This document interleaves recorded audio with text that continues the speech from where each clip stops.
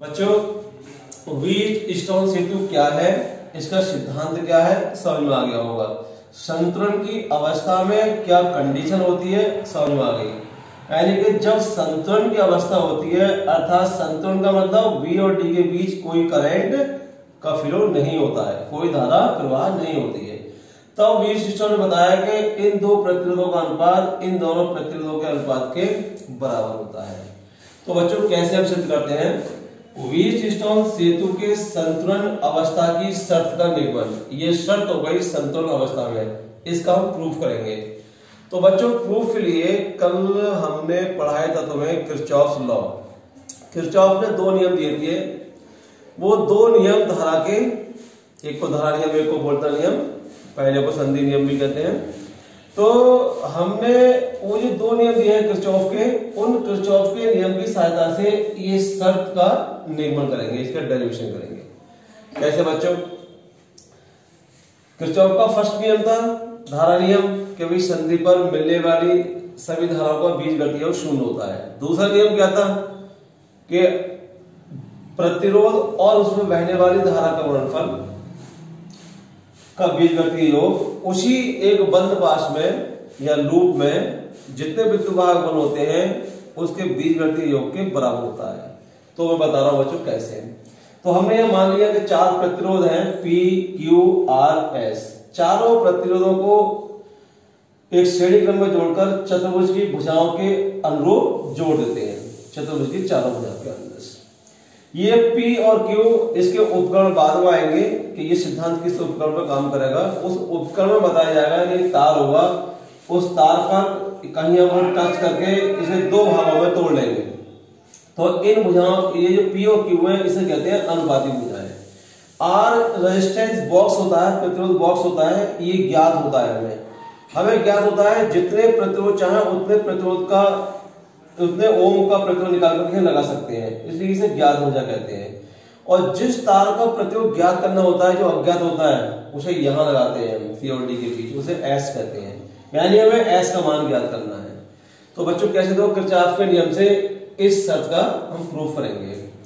तो इसमें हमने दो बंद पास लिए बच्चों, एक A B D, एक ये बंद लूप हो गया और एक B C D B, एक ये बंद लूप हो गया।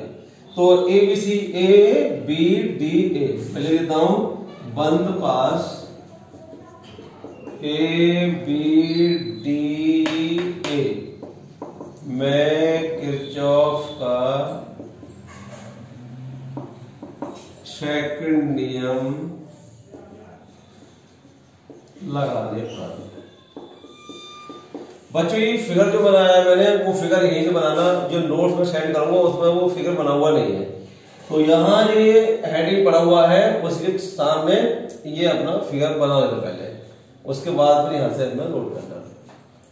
तो बच्चों ये सेकंड नियम किरचॉफ का मालूम है, ये करंट का फ्लो यूं हो रहा है। तो हमने बताया सेकंड नियम क्या था भाई, सेकंड नियम था summation I R equal to summation E, यानी कि प्रतिरोध और उसमें बहने वाली धारा का गुणनफल का बीजगणितीय योग उसी बंद पास में विद्युत वाहक बल के योग के बराबर होता है। और कल मैंने दिशा के बारे में भी जो चिन्ह लेते हैं हम, उस चिन्ह प्रॉपर्टी बताई थी। तो चिन्ह कैसे लेंगे वो कल की वीडियो देख लेना अगर याद नहीं आ रहा हो तो कैसे बच्चे देखो, हमने मान लिया हम ये एंटी मान ली घड़ी की सुई की दिशा में क्लॉकवाइज डायरेक्शन चल रहे हैं, इसमें ये क्लॉकवाइज डायरेक्शन में हम जिस प्रकार चल रहे हैं इस परिपथ पर, अगर वही दिशा प्रतिरोध में धारा की है जो हमारे चलने की दिशा है, हमने क्लॉकवाइज डायरेक्शन ले ली है अपनी, वही अगर धारा की दिशा है तो I और R यानी कि धारा और प्रतिरोध के गुणनफल का चिन्ह पॉजिटिव। तो बच्चों हम ऐसे घूम रहे हैं देखो, तो इस वाले प्रतिरोध में जैसे हम जा रहे हैं वही धारा की दिशा है, तो I1P धारा और प्रतिरोध यानी कि I1P। तो दो बच्चों ये हो जाएगा I1P पॉजिटिव, और यहां तो कोई प्रतिरोध ही नहीं है। अब तो यहाँ डायरेक्शन ये है और हम जा रहे हैं ऐसे, तो यहाँ विपरीत दिशा हो गई, विपरीत दिशा है तो माइनस में आएगा I2R, और कोई प्रतिरोध है नहीं, equal to summation E, E से मतलब विद्युत वाहक बल। तो इतने लूप में कोई विद्युत वाहक बल नहीं है, अर्थात जीरो। हम इसे ऐसे भी लिख सकते हैं भैया I1P equal to I2R, equation first. इसी प्रकार ये बंद पास है BCDB, तो लिख दो ये बंद पास BCDB मैं वही लिख देना किरचॉफ का सेकंड नियम लगाने पर, किरचॉफ का सेकंड नियम लगाने पर। तो बच्चों देखो यहां भी मैं वही चल रहा हूं क्लॉकवाइज डायरेक्शन में, समझ में आ गया होगा नियम। हमारी डायरेक्शन में है ये तो पॉजिटिव और अपोजिट डायरेक्शन में है तो नेगेटिव। I1Q, इस प्रतिरोध में I1 धारा बह रही है तो I1Q धारा और प्रतिरोध को गुणनफल, तो I1Q पॉजिटिव आएगा, हम इसी डायरेक्शन में रहे हैं।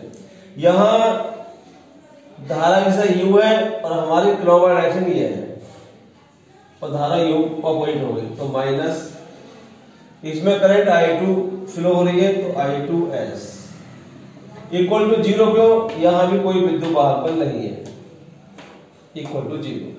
तो बच्चों इधर ले आए तो ये भी प्लस हो जाएगा, तो I1Q इक्वल टू I2S, इसे मैंने सेकंड इक्वेशन डाल दिया। बच्चों डिवाइड कर देंगे इक्वेशन फर्स्ट को इक्वेशन सेकंड से, तो देखो डिवाइड करते हैं समीकरण 1 को 2 से भाग करने पर। तो बच्चों डिवाइड करेंगे इतने अपॉन इतने, I1P upon I1Q equal to I2R upon I2S, I2R upon I2S। तो यहां बचे देखो I1 से I1, I2 से I2 कैंसिल, बचा हुआ P upon Q equal to R upon S।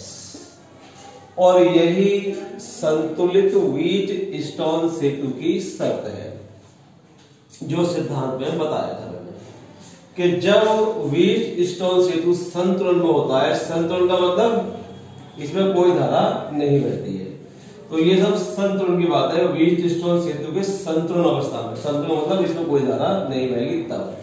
तो बच्चों हम उल्टा भी ले सकते हैं, यदि इन प्रतिरोधों का अनुपात इन दोनों प्रतिरोधों के अनुपात के बराबर है तो कहेंगे व्हीट स्टोन संतुलन में है, या संतुलन में है तो इनका अनुपात इक्वल होगा। तो बच्चों ये 4 प्रतिरोध है, इनमें से P और Q अनुपाती भुजाएं होती हैं। क्यों कहते हैं, इस सिद्धांत पर जो उपकरण काम करेगा कल बताएंगे उसके बारे में, तब ये ज्ञात होगा अनुपाती भुजाएं क्यों कहते हैं। तो इनकी वैल्यू हमें ज्ञात होगी, ये प्रतिरोध बॉक्स है ये ज्ञात है, यहां हम अपनी इच्छा अनुसार प्रतिरोध चुनते हैं, ये हमें ज्ञात है। जिस तार पर प्रतिरोध ज्ञात करना होता है वो S है, तो यहां से S की वैल्यू निकाल लेंगे हम, ये इनके बल लगा सकते हैं। तो बच्चों ये व्हीट स्टोन सेतु का सिद्धांत हो गया, किसे कहते हैं, और इसके संतुलन की जो शर्त है उसका भी निरूपण हो गया। कल बताया जाएगा कि व्हीट स्टोन सेतु का जो सिद्धांत है वो किन किन उपकरणों पर लागू होता है। तो बच्चों उपकरण 2 है, मीटर सेतु और post office box. Post office box अब कोर्ट में नहीं है, मीटर सेतु यानी कि मीटर बेस कल बताते हैं इसके बारे में। तो आज के लिए इतना ही।